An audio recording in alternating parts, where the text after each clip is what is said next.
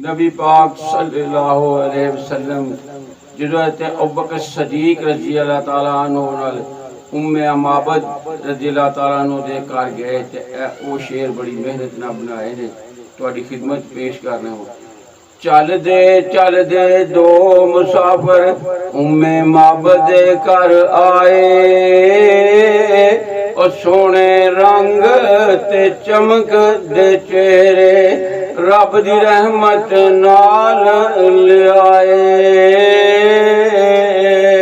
ते हुसन उन्हां दा ठलिया न जावे ते कुदरत रंग वखाए ते दोई जानी शाना नी मिलिया जड़े रल नाल नबी दे आए।